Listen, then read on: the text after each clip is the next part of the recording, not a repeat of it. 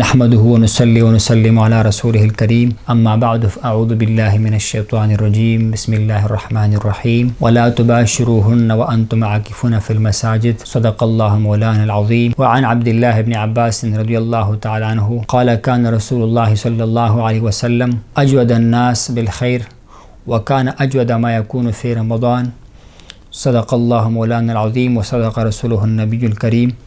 ان الله وملائكته يصلون على النبي يا ايها الذين امنوا صلوا عليه وسلموا تسليما اللهم صل على سيدنا مولانا محمد وعلى آله وعترته بعدد كل معلوم لك. ماہ رمضان شریف کے آخری عشرے کی آمد ہے اور یہ وہ مبارک دن رات ہی ہے کہ جس میں اللہ تبارک و تعالیٰ کے حبیب جناب سیدنا محمد مصطفیٰ صلی اللہ علیہ وسلم نے ہمیں کچھ ارشادات فرمائی ہے. اس آخری عشرے کی فضیلت ارشاد فرمایا ہوا ہے اور اس آخری عشرے کے بارے میں ارشاد فرمایا کہ اسی آخری عشرے میں تم لوگ قدر کی رات کو تلاش کرو، لیلۃ القدر کو تلاش کرو، اور اس کے تلاش کے لیے بہترین عمل جو ہے وہ اعتکاف کرنا ہے، اللہ تبارک و تعالیٰ کے گھر میں معتکف ہونا ہے. اور یہ اعتکاف کرنا آقا کریم علیہ السلام مبارک کی اپنی سنتی مبارکہ ہے کہ جناب عائشہ صدیقہ سے یہ روایت ہے کہ حضور پاک علیہ السلام مبارک خود جو ہے وہ رمضان کے آخری 10 ایام میں اعتکاف فرمایا کرتے تھے، یہاں تک کہ آپ مبارک اپنے رب سے جا ملے، آپ کا وصال ہوا. پھر فرماتے ہیں کہ آپ مبارک کی وفات کے بعد آپ کے ازواج مطہرات مسلمانوں کی جو مائیں ہے امہات المومنین وہ اعتکاف فرمایا کرتی تھی، اعتکاف بجا لایا کرتی تھی. یہ حدیث بخاری شریف مسلم دونوں میں موجود ہے. اسی طرح ایک اور روایت میں ہے، جناب عائشہ صدیقہ فرماتی ہے کہ آپ مبارک اعتکاف میں تشریف رکھتے تھے، تشریف فرما ہوا کرتے تھے اور آپ مبارک حاجت کی خاطر نکلتے تھے، حاجت کے بغیر باہر نہیں نکلتے تھے. اسی طرح ایک روایت میں ہے جناب سیدنا امام حسین سے روایت ہے رضی اللہ تعالیٰ عنہ، راوی بڑی خوبصورت راوی ہے اور ان کی روایت بھی بڑی خوبصورت روایت ہے. وہ ارشاد فرماتا ہے کہ حضور نے ارشاد فرمایا کہ جو بندہ اللہ کی رضا کے لیے رمضان کی آخری 10 ایام میں اعتکاف میں بیٹھے تو اللہ تبارک و تعالیٰ اس بندے کو 2 حجوں اور 2 عمروں کا ثواب عطا فرماتا ہے. 2 مقبول حجوں کا اور 2 مقبول عمروں کا ثواب اللہ تبارک و تعالیٰ اس کو عطا فرماتا ہے. اسی لیے اعتکاف کرنا ایک بہترین عمل ہے، ایک بہترین کام ہے اور اللہ کے حبیب کا سنت مبارکہ ہے اور اللہ کے حبیب کا ترغیب بھی ہے اعتکاف کے بارے میں. فلہٰذا اعتکاف ایک بہترین اور مسنون اور اچھا عمل ہے. تعریف کیا ہے اعتکاف کا؟ اعتکاف کا تعریف یہ ہے کہ انسان وہ اپنے آپ کو، اعتکاف کا لغوی معنی اپنے آپ کو روکنا ہے، اپنے آپ کو روکنا ہے، اور اعتکاف کا اصطلاحی معنی یہ ہے کہ انسان اپنے آپ کو کچھ کاموں سے روک کر ایک جگہ پر محبوس کرے، ایک جگہ پر قائم رکھے اور مسجد میں اپنے آپ کو روک لے. یہ اعتکاف کی شرعی تعریف ہے. اعتکاف کا حکم کیا ہے؟ اس میں فقہاء کرام کے مختلف اقوال ہے. اعتکاف کے بارے میں صحیح قول یہ ہے کہ اعتکاف جو رمضان مبارک کے آخر میں کیا جاتا ہے یہ سنت مؤکدہ علی الکفایہ ہے. یعنی اگر محلے کی مسجد ہے تو پوری محلے میں اگر ایک بندہ بھی اعتکاف میں بیٹھ گیا مسجد کے اندر اللہ کے رضا کے لیے تو پوری محلوں والوں کی طرف سے کافی ہو جائے گا. اگر کوئی بھی نہیں بیٹا تو سب پر ملامتی اور عتاب کا معاملہ ہوگا. لہٰذا اعتکاف سنت مؤکدہ ہے. اور اس کے علاوہ اور بھی اعتکاف ہے جس میں مستحب اعتکاف ہے، وہ آپ جب بھی مسجد میں داخل ہو جائے اللہ تعالیٰ کی رضا کے لیے اعتکاف کی نیت کرے، نہ وہی تو سنت اعتکاف پڑھ کے آپ اعتکاف کر سکتے ہیں. لیکن جو اعتکاف رمضان کے آخری عشرے میں کیا جاتا ہے یہ اعتکاف سنت مؤکدہ ہے اور اس کا ثواب بھی بہت زیادہ ہے اور اس کے لیے کچھ شرائط ہیں انشاءاللہ آگے بیان کریں گے. اعتکاف کہاں پر کیا جائے گا؟ مسجد میں کیا جائے گا. جو مسنون اعتکاف ہے مردوں کے لیے اس کے لیے شرط یہ ہے کہ وہ مسجد کے اندر ہوگا. اسی اللہ تعالیٰ نے ارشاد فرمایا کہ وَأَنْتُمْ عَاكِفُونَ فِي الْمَسَاجِدِ، اس حال میں جب تم مساجد کے اندر اعتکاف کرنے والے ہو. تو اعتکاف کے لیے مسجد میں بیٹھنا یہ ضروری ہے. جہاں تک عورتوں کا معاملہ ہے تو عورتوں کے لیے ہمارے جو فقہاء احناف ہے انہوں نے نتیجہ نکالا ہوا ہے کہ ان کے لیے چونکہ مسجد کے اندر معاملات ہوتے ہیں اور ستر پردے کے مسائل ہوتے ہیں، فی زمانہ ویسے بھی خواتین کے لیے بہتر یہ ہے، احادیث سے مستفاد ہے کہ عورت گھر میں نماز پڑھے، تو اس کے لیے حکم یہ ہے کہ عورت جو ہے وہ اپنے گھر میں جو اس کے مصلی ہے، نماز پڑھنے کی جگہ ہے، اسی جگہ پر اللہ کی رضا کے اپنے آپ کو روک لے، اعتکاف کی نیت کر لے، اللہ تبارک و تعالیٰ اس کو اعتکاف کا ثواب، اعتکاف کا ثواب عطا فرمائے گا۔ لیکن اس کے لیے جو شرائط ہے وہ یہ ہے کہ اگر اس کی شادی ہو چکی ہے، اس کے لیے شوہر کی اجازت کا ہونا ضروری ہے۔ اسی طرح عورت کا جو ہے وہ ماہواری سی، حیض و نفاس سے پاک ہونا ضروری ہے، یہ مسائل اس کے لیے ضروری ہے۔ تو یہ اعتکاف کا جگہ کے بارے میں بات ہوا کہ مرد کے لیے مسجد ہوگا اور عورت کے لیے گھر کے اندر جو اس کا مصلی ہے، نماز پڑھنے کی جگہ ہے، وہاں پر وہ اعتکاف کا اہتمام اپنے لیے کرے گی۔ اعتکاف کا وقت کب سے شروع ہوتا ہے، کب ختم ہوتا ہے؟ تو اعتکاف چونکہ بالعموم اس کے لیے حکم یہ ہے کہ یہ آخری عشرے کے ساتھ تعلق رکھتا ہے۔ جب 20 رمضان کا دن ختم ہونے والا ہو، 21 رمضان کی شام سے پہلے غروب آفتاب سے پہلے معتکف مسجد میں اعتکاف کی نیت کے ساتھ داخل ہوگا اور اعتکاف کا نیت کرے گا قبل ازین کی مغرب داخل ہو جائے، اعتکاف کا نیت کرے گا، اور ظاہر بات ہے پھر اگلے دن جو ہے وہ 21 رمضان ہوگا اور وہ چاند رات تک اعتکاف میں بیٹھا رہے گا۔ جب چاند رات داخل ہو جائے، 30 رمضان پورے ہو جائے یا 29 رمضان کو اگر جو ہے وہ مہینہ ہوا اور چاند نظر آیا، تو اس کے بعد معتکف اعتکاف سے باہر نکلے۔ یہ اعتکاف کا جو ہے وہ وقت ہے معتکف کے واسطے۔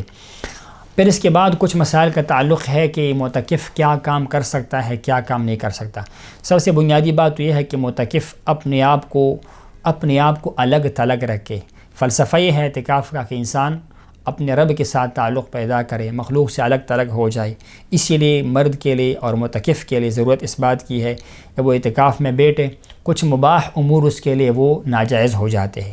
مثال کے طور پر وہ بغیر کسی شرعی عذر کے باہر نہیں نکل سکتا، مسجد میں اپنے آپ کو روک کے رکھے، حتیٰ کہ کھانا پینا مسجد کے اندر کرے گا۔ اسی طرح اگر ممکن ہو مسجد کے اندر اپنے آپ کو صاف کرنا، وضو کا اہتمام ہو سکتا ہو تو مسجد سے باہر نہیں جائے گا۔ اس کے علاوہ جو ہے وہ بے شک کوئی بڑا حادثہ کیوں نہ ہوا ہو، کسی کا جنازہ کیوں نہ ہو، وہ مستقل طور پر اعتکاف سے باہر نکل نہیں سکتا ہے۔ اور فقہاء نے اس کے لیے مختلف جو ہے وہ جزیات بیان کی ہے۔ جن صورتوں میں معتکف باہر نکل سکتا ہے وہ صورت یہ ہے کہ انسان اپنی طبی حاجت کو پورا کرنے کے لیے، یعنی قضاء حاجت کے واسطے باہر نکلنا چاہتا ہو، وضو تازہ کرنا ہو، اس کا وضو تنگ ہو چکا ہو، اس صورت میں پیشاب وغیرہ کے لیے باہر نکل سکتا ہے، یا اس کو غسل جنابت کی ضرورت پیش آئے۔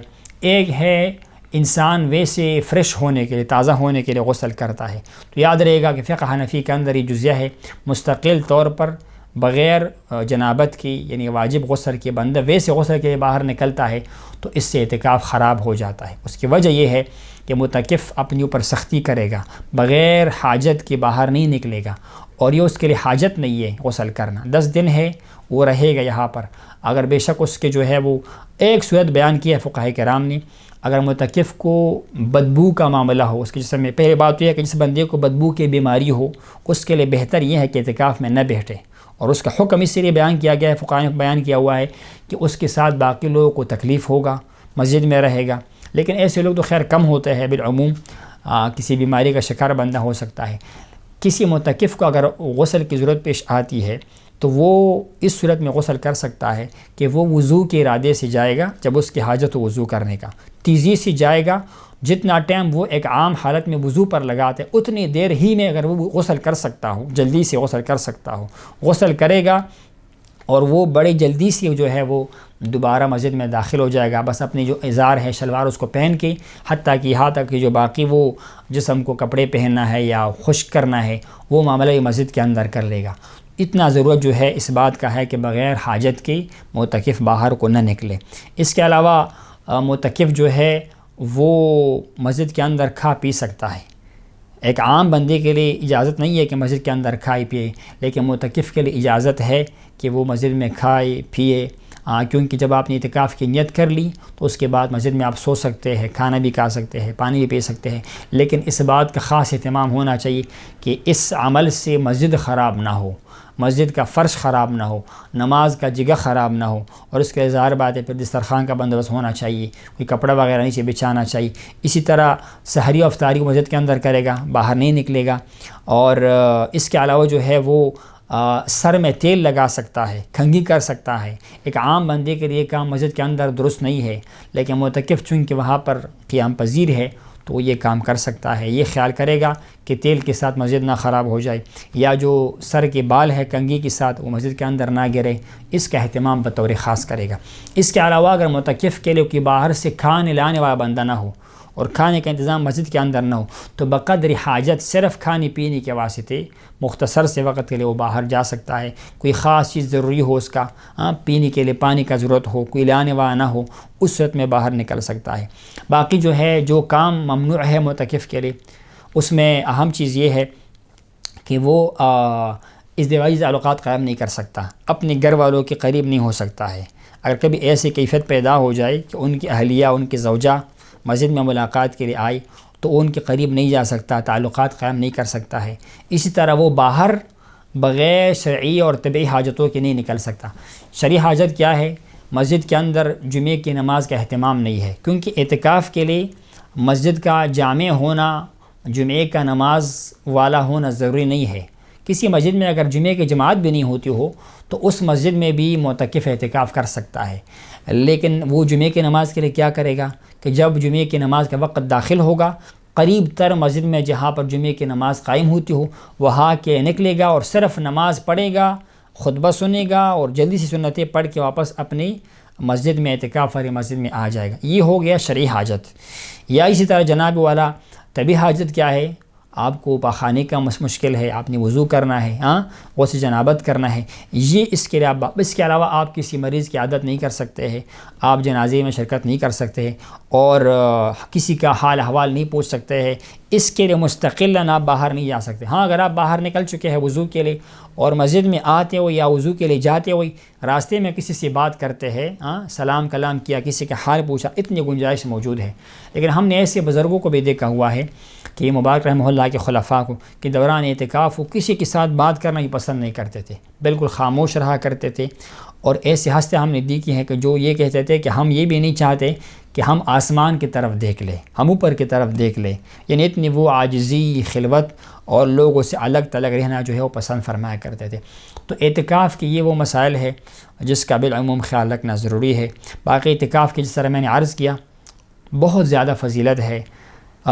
حضرت عطا بن رباح رحمہ اللہ وہ فرماتے ایک مشہور تابعی ہے، مفسر ہے، وہ فرماتے ہیں کہ اعتکاف کا مثال اس طرح ہے کہ جس طرح بندہ کسی امیر بندے کے پاس، کسی سلطان بادشاہ کے پاس جاتا ہے اور کچھ مانگنے کے لیے جاتا ہے، اس کے دروازے کو پکڑتا ہے کہ میں تب تک یہاں سے نہیں جاؤں گا جب تک میرا مقصد پورا نہ ہو، تو معتکف بھی اللہ تبارک و تعالیٰ کے بارگاہ میں سب کچھ چھوڑ کے آتا ہے اور وہ اس طلب میں آتا ہے کہ یا اللہ جب تک کہ تیری رحمت میرے ساتھ شامل حال نہیں ہوگی، مغفرت شامل حال نہیں ہوگی، میں تیرے در کو نہیں چھوڑوں گا، میں یہاں سے نہیں جاؤں گا۔ تو اللہ تبارک و تعالیٰ تو بڑا کریم و رحیم ہے، مہربان و غفور ہے، یقیناً وہ بندہ اپنی مرادی پورا کر کے مسجد سے باہر نکلے گا۔ اور یہ ایک عظیم جو ہے فلسفہ ہے اعتکاف کے اندر، خلوت پیدا ہو جاتا ہے، انسان اس کا تعلق اللہ تعالیٰ کے ساتھ پیدا ہو جاتا ہے۔ اور صرف ہماری امت میں نہیں، پرانی امتوں میں بھی، اہل کتاب کے اندر بھی، عیسائیوں کے اندر، یہودیوں کے اندر بھی یہ اعتکاف کا عمل موجود تھا۔ 40 دن کا اعتکاف ہوا کرتا تھا، قرآن مجید کے اندر بھی اس کی طرف اشارہ ہے۔ اور جناب سیدنا ابراہیم علیہ السلام کی طرف اللہ تعالیٰ نے ارشاد فرمایا کہ آپ جو ہے وہ کیا کرو، یہ کعبۃ اللہ کو آراستہ کرو، آباد کرو، کسی لیے تاکہ لوگ یہاں پر سجدے کریں، رکوع کریں اور یہاں پر لوگ اعتکاف کریں، اعتکاف کریں۔ تو سب سے افضل مسجد جو ہے اعتکاف کے لیے مسجد حرام ہے، پھر مسجد نبوی شریف ہو گیا، مسجد اقصیٰ ہو گیا، اس کے بعد شہر کا بڑا جامع مسجد ہو گیا، اس کے بعد پھر باقی مساجد محلے کے مساجد ہو گئی۔ لیکن محلے کے اندر کم از کم ایک شخص کو اعتکاف میں بیٹھنا ضروری ہے، چاہے اسی محلے کا بندہ ہو، چاہے کسی اور علاقے سے آ کر مسجد میں اعتکاف پذیر ہو جائے، معتکف ہو جائے، پوری محلے کے لیے وہ کافی ہوگا۔ لیکن اگر کوئی محلے میں ایک شخص بھی اعتکاف میں نہیں بیٹھا مسجد کے اندر، تو پوری محلہ جو ہے وہ سنت کی ترک کا وبال اس کے اوپر آ جائے گا۔ یہ چونکہ سنت مؤکدہ ہے، کم از کم ایک بندے کا بیٹھنا ضروری ہے۔ اور معتکف کیا کرے گا؟ وہ ظاہر بات ہے جو اس کے فرائض ہیں اس کو تو پورا کرے گا، روزے کی حالت میں ہوگا، تراویح پڑھے گا، اس کے علاوہ کوشش کرے گا کثرت کے ساتھ ذکر و اذکار کرنا، قرآن پاک کی تلاوت کرنا اور تہجد کا اہتمام کرنا۔ اس کے علاوہ جو طاق راتیں ہیں 21، 23، 25، 27، 29 کے راتوں کو زیادہ اہتمام کے ساتھ گزارے، ہو سکے تو جاگ کر گزارے۔ اور امید تو اس بات کا ہے، مشائخ کرام فرماتے ہیں انسان اگر 10 دن کا اعتکاف کرے، یقیناً بالیقین امید اس بات کا ہے کہ اللہ تعالیٰ اس کو لیلۃ القدر کا ثواب عطا فرمائے گا۔ اس کو پتہ چاہے نہ چاہے، احساس ہو جائے نہ ہو جائے، لیکن چونکہ اللہ تعالیٰ نے اس مبارک رات کو اس آخری عشرے میں رکھا ہوا ہے، تو جو بندہ اعتکاف میں بیٹھے گا یقیناً اس کے ثواب کو بھی حاصل کرے گا، ثواب کو پالے گا۔ اور اس کے علاوہ معتکف کے لیے ضروری یہ ہے کہ وہ فضول باتیں نہ کرے، لا یعنی باتیں نہ کرے۔ آج کل موبائل لوگوں کے ساتھ ہوتا ہے، موبائل پر وہ فقط حاجت کے تحت، پہلے تو موبائل نہیں ہونا چاہیے بندے کے ساتھ، معتکف کے ساتھ۔ اگر موبائل اس کے ساتھ ہو بھی، وہ دین کا مسئلہ سیکھنا ہو یا کوئی تلاوت کرنی ہو یا کوئی مسئلہ دیکھنا ہو یا بقدر حاجت کوئی ضروری بات کرنی ہو مختصراً تو ٹھیک ہے، ورنہ اس کا استعمال کرنا انسان کو غافل کر دیتا ہے۔ لیکن معتکف کو خاموشی کا روزہ نہیں رکھنا چاہیے کہ وہ کسی سے بات نہ کرے، یعنی وہ گفتگو کرے بقدر حاجت، اچھی بات کرے، تلاوت کرے، کسی مسلمان کے ساتھ دین کی بات کرے، اس کے ساتھ کوئی بندہ بیٹا ہوا ہو یا ملنے کے لیے آئے، نمازیوں کے ساتھ گفتگو کر سکتا ہے، لیکن دنیا کی باتیں کم سے کم کرے۔ ہاں اگر وہ کوئی ڈاکٹر ہے، کوئی طبیب ہے، وہ اعتکاف کے اندر بیٹھا ہوا ہے، کوئی نمازی نماز کے لیے آتا ہے بیمار ہو، تو وہ اپنے علاج کے لیے اس سے مشورہ کر سکتا ہے، اتنی بات کی گنجائش موجود ہے۔ یا اس کے پاس خریداری کے لیے کوئی چیز نہیں ہے، وہ کچھ خریدنا چاہتا ہے، تو مسجد کے اندر بطور حاجت اپنی خریداری کا کام کر سکتا ہے، کسی بچے کو بول سکتا ہے، کسی بندے کو کہ میرے لیے فلاں چیز لاؤ۔ اس کے علاوہ وہ فضول باتوں سے اجتناب کرے۔ جو لوگ گپے لگاتے ہیں، ٹائم پاس کرتے ہیں عیاذاً باللہ، تو وہ بجائے ثواب کمانے کے وبال کا جو ہے زیادہ خطرہ ہوتا ہے۔ تو اعتکاف کرنے کے لیے، معتکف کے لیے ان امور کا اہتمام کرنا چاہیے۔ اشراق کی نماز پڑھنی چاہیے، اور اسی طرح چاش کی نماز پڑھنی چاہیے، ضحیٰ کی نماز۔ اس کے علاوہ جب بھی وہ وضو کر کے مسجد میں داخل ہو جائے تو 2 رکعت تحیہ وضو کی پڑھے، 2 رکعت تحیہ مسجد کی پڑھ لے۔ اس کے علاوہ اوابین کی نماز مغرب کی نماز کے بعد، سنتوں کے بعد 6 رکعت وہ پڑھنی چاہیے۔ اس کے علاوہ ہو سکے صلاۃ حاجت پڑھے، صلاۃ توبہ استغفار پڑھے، اور اسی طرح صلاۃ تسبیح ہو گیا وہ پڑھنا چاہیے۔ دینی کتابوں کا مطالعہ کرنا چاہیے، یا اگر کسی عالم کا بیان وغیرہ ہو اس کو سنا کرے، تسبیحات کرے، استغفار کثرت کے ساتھ پڑھے، اور دعائیں کثرت کے ساتھ کرے کہ معتکف کے دعائیں اس کے زیادہ امکان ہے کہ اللہ تبارک و تعالیٰ اس کی دعاؤں کو قبول فرمائے گا۔ یہ سارے وہ امور ہے کہ جو معتکف کو کرنا چاہیے۔ اللہ تعالیٰ کی بارگاہ میں دعا ہے کہ ہمیں ان لوگوں میں شامل فرمائے کہ جس کو یہ عظیم سعادت بار بار نصیب ہو اور قبولیت بھی نصیب ہو۔ وآخر دعوانا ان الحمد للہ رب العالمین۔